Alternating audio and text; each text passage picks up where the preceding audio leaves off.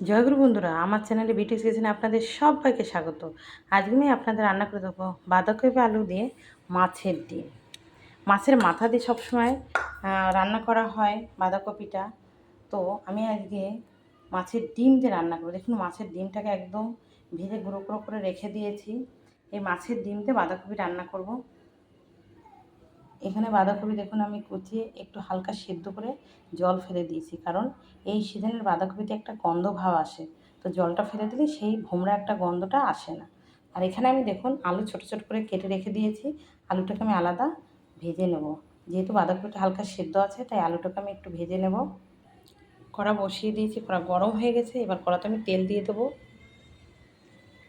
আলু ভাজার জন্য। তেল গরম হয়ে গেছে, আমি এবার দিয়ে দেবো আলু।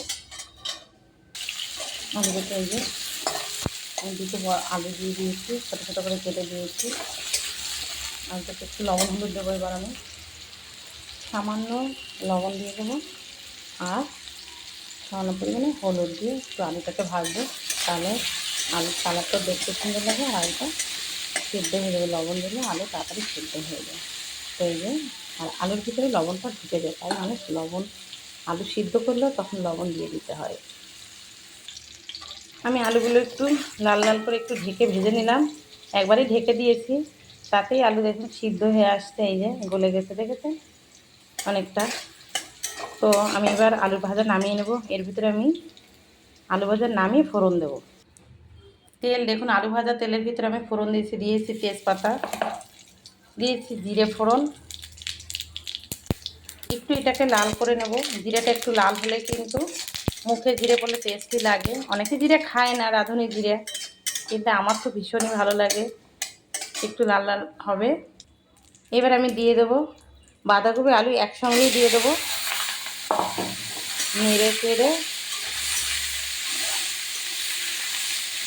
আমি দিয়ে দেবো লবণ হলুদ।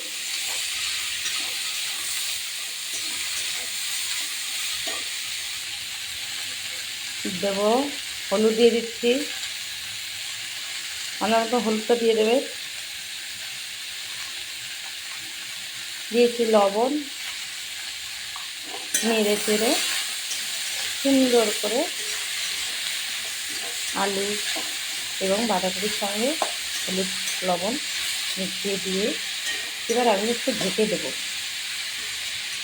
আমি দিয়ে দেবো এর ভিতরে 5-6টা কাঁচা লঙ্কা চিড়ে। একটু ঢেকে দিতে হবে।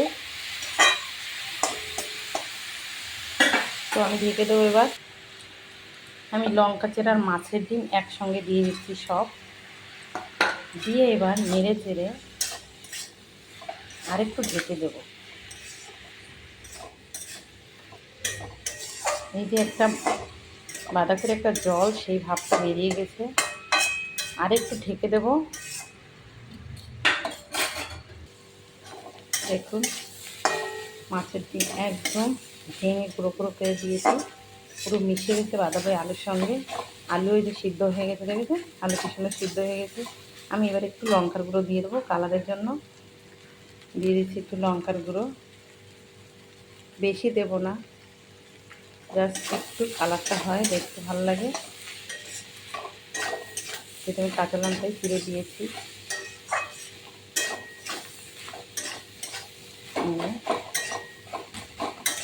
এবার এভাবে একটু ঘেটে ঘেটে দিলে বাঁধাকপিটা তাহলে বেশ গায়ে গায়ে একদম এর সঙ্গে ঘেটে যায়, সুন্দর লাগে, খেতেও ভালো লাগে।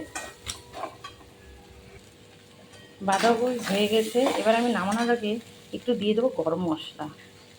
গরম মশলা গুঁড়ো করে রেখেছি, গরম মশলা দিয়ে দিচ্ছি।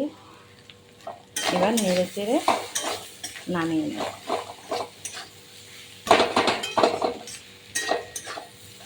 এবার আমি নামিয়ে নেব। বাঁধাকপি হয়ে গেছে, মাছের ডিম দিয়ে বাঁধাকপি ভাজা। দেখুন আলু দিয়ে কাঁচা লঙ্কা চিড়ে মাছের ডিম দিয়ে বাঁধাকপি ভাজা। এভাবে কিন্তু মাছের ডিম দিয়েও আপনারা বাঁধাকপি ভাজা খেয়ে দেখে কমেন্টে আমাকে জানাবেন বাঁধাকপি ভাজা খেতে কেমন লাগে মাছের ডিম দিয়ে। মাথা দিয়ে তো সবসময়ই খাওয়া হয়, চিংড়ি মাছ দিয়ে সবসময় খাওয়া হয়, মাছের ডিম দিয়ে সচরাচর কিন্তু খাওয়া হয় না। তো আমার এই রেসিপিটা যদি ভালো লেগে থাকে তাহলে please please please like share comment করতে কিন্তু ভুল করবেন না, আর সাবস্ক্রাইবটা করে দেবেন। জয় গুরু।